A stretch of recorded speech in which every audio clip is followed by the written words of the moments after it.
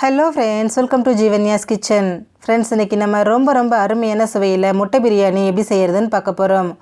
ரொம்ப ஈஸியான ஒரு ரெசிபி. சாப்பிட்றதுக்கு ரொம்பவே டேஸ்டியாக இருக்குங்க. ரொம்ப வரன்னு இல்லாமல் நல்லா ஜூஸியாக இருக்கும். இது எப்படி செய்கிறதுங்கிறத பார்க்குறதுக்கு முன்னாடி நம்ம சேனல் ஜீவன்யாஸ் கிச்சனை மறக்காமல் சப்ஸ்கிரைப் பண்ணி பக்கத்தில் இருக்க பெல் சிம்பிளையும் கிளிக் பண்ணிக்கோங்க. இந்த சாதம் செய்ய ஃபஸ்ட்டு அரிசி ஊற போட்டுடலாம். அதுக்கு ஒரு பாத்திரத்தில் 1 கப் அளவுக்கு பாசுமதி அரிசி, கூடவே தண்ணி சேர்த்துக்கங்க. சேர்த்துட்டு இதை ஒரு 2-3 தடவை நல்லா கழுவி க்ளீன் பண்ணி எடுத்துருங்க. கழுவினதுக்கப்புறமா இதில் திரும்பவும் தண்ணி சேர்த்துட்டு ஒரு 15-20 நிமிஷம் அப்படியே வச்சுடுங்க. அரிசி ஊறட்டும். ரொம்ப நேரத்துக்குலாம் ஊற வேண்டாம். அரிசியை ஊற போட்டுட்டு நம்ம ஸ்டவ் ஆன் பண்ணால் சரியாக இருக்கும். இது ஊறட்டும். அடுத்ததாக இதுக்கு ஒரு மசாலா ரெடி பண்ணிக்கலாம். அதுக்கு ஒரு மிக்சர் ஜார் எடுத்துகிட்டு அதில் 2 துண்டு பட்டை, 4 கிராம்பு, 1 நட்சத்திர சோம்பு, 2 ஏலக்காய், ஒரு சின்ன துண்டு ஜாவித்திரி சேர்த்துக்கங்க. சேர்த்துட்டு இதை நல்லா பவுடராக அரைச்சி எடுத்துருங்க. நம்ம கொஞ்சமாக தான் சேர்த்துருக்குறோம், அதனால் ரொம்ப நைஸாலாம் அரைப்பட்டு வராது. கொஞ்சம் குறகுறப்பாக தான் இருக்கும். பாருங்கள், இந்தளவுக்கு இருந்தால் சரியாக இருக்கும். இது அப்படியே இருக்கட்டும். இப்போது ஸ்டவ்வில் ஒரு பேன் வச்சுட்டு அதில் 2 டீஸ்பூன் எண்ணெய் சேர்த்துக்கோங்க. எண்ணெய் சூடாகிறதுக்குள்ளே இதில் 1/4 டீஸ்பூன் மஞ்சள் தூள், 1/4 டீஸ்பூன் மிளகாய் தூள், 1/4 டீஸ்பூன் கரம் மசாலா, 1/4 டீஸ்பூன் உப்பு சேர்த்துக்கோங்க. சேர்த்துட்டு இது எல்லாத்தையும் நல்லா ஒரு தடவை கலந்து விட்டுருங்க. ஸ்டவ் லோ ஃப்ளேமில் வச்சுக்கோங்க. ஹை ஃப்ளேமில் வச்சிட்டிங்கன்னா மசாலா கரிஞ்சிரும். பாருங்கள், நல்லா மிக்ஸ் பண்ணியாச்சு. இப்போ இதில் முட்டை சேர்த்துக்கலாம். நான் இன்றைக்கி 5 முட்டையை வேக வச்சு வச்சுருக்கிறேன். அதை இந்த மாதிரி லைட்டாக கீறி விட்டுட்டு இது கூட சேர்த்துக்கோங்க. 5லேருந்து ஒரு 8 முட்டை வரைக்கும் சேர்க்கலாம். அது உங்களோட விருப்பம் தாங்க.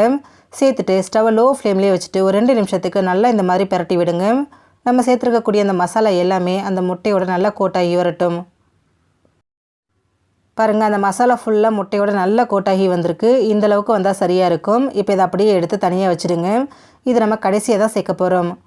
இப்போ ஸ்டவ்வில் குக்கர் வச்சுட்டு அதில் 2 டேபிள் ஸ்பூன் எண்ணெய், 1 டேபிள் ஸ்பூன் நெய் சேர்த்துக்கங்க. நெய் உருகினதும் இதில் 2 பிரியாணியில் சேர்த்துக்கங்க. கூடவே கொஞ்சமாக பொடியை நறுக்கின மல்லி, கொஞ்சமாக பொடியை நறுக்கின புதினா சேர்த்துக்கங்க. சேர்த்துட்டு இதை நல்லா பொரிய விட்டுருங்க. இந்த மாதிரி புதினா மல்லி 2யும் எண்ணெயில் பொரிய விடும்போது பிரியாணிக்கு நல்ல ஒரு ஃப்ளேவரும் நல்ல டேஸ்ட்டும் கொடுக்கும். ஒரு டைம் இந்த மாதிரி ட்ரை பண்ணி பாருங்கள். நான் மொத்தமாக பிரியாணிக்கு 1 கை மல்லியும் 1 கை புதினாவும் எடுத்திருந்தேன். அதில் பாதியை இப்போ சேர்த்துருக்குறேன். பாருங்கள், எல்லாமே நல்லா பொரிஞ்சு வந்திருக்கு. இப்போ இதில் ஒரு வெங்காயத்தை நீல வாக்கில் கட் பண்ணி சேர்த்துக்கோங்க. சேர்த்துட்டு வெங்காயத்தில் இருக்கக்கூடிய பச்சை வாசனை முழுமையாக போய்ட்டு நல்லா சாஃப்டாக வெந்து வரணும். அது வரைக்கும் வதக்கி விடுங்க. பாருங்கள், வெங்காயம் நல்லா சாஃப்டாக வதங்கி நல்லா வெந்து வந்திருக்கு. இப்போ இதில் 1/4 டீஸ்பூன் மஞ்சள் தூள், 1 டீஸ்பூன் தனி மிளகாய் தூள் சேர்த்துக்கோங்க. சேர்த்துட்டு இதை எண்ணெயிலேயே நல்லா பொரிய விடுங்க. இந்த மாதிரி மிளகாய்த்தூள் மஞ்சள் தூள் 2யும் எண்ணெயில் பொரிய விடும்போது நல்ல ஒரு ஃப்ளேவரும் நல்ல ஒரு கலரும் கிடைக்கும்.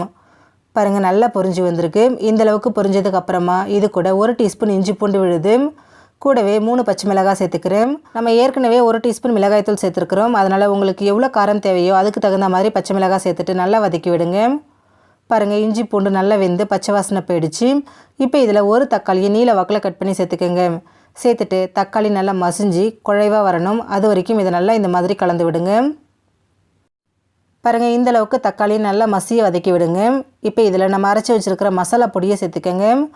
கூடவே 1/2 கையளவுக்கு பொடியை நறுக்கின புதினா, 1/2 கையளவுக்கு பொடியை நறுக்கின மல்லி, 2 டேபிள் ஸ்பூன் அளவுக்கு ஃப்ரெஷ்ஷான தயிர் சேர்த்துக்கோங்க.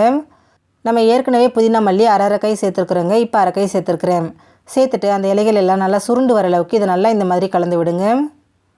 பாருங்கள், எல்லாமே நல்லா ஒன்று சேர்ந்து அந்த எண்ணெய் நல்லா பிரிஞ்சு வர ஆரம்பிச்சிருச்சு. இப்போ இதில் தண்ணி சேர்த்துக்கலாம். நான் 1 கப் அளவுக்கு பாசுமதி அரிசி எடுத்தேங்க. அதுக்கு 1.25 கப் அளவுக்கு தண்ணி சேர்த்துக்கிறேன். நீங்கள் எடுக்கிற அரிசியை பொறுத்து அதுக்கு தகுந்த மாதிரி தண்ணி சேர்த்துக்கோங்க.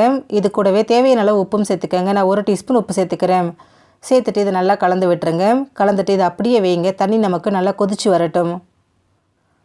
பாருங்கள், தண்ணி நல்லா கொதிக்க ஆரம்பிச்சிருச்சு. ரொம்ப நேரம் கொதிக்க வேண்டாம், கொதி வந்தால் போதும். இப்போ இதில் நம்ம ஊற வச்சு வச்சுருக்கிற அரிசியை தண்ணியை வடிச்சிட்டு இது கூட சேர்த்துக்கோங்க.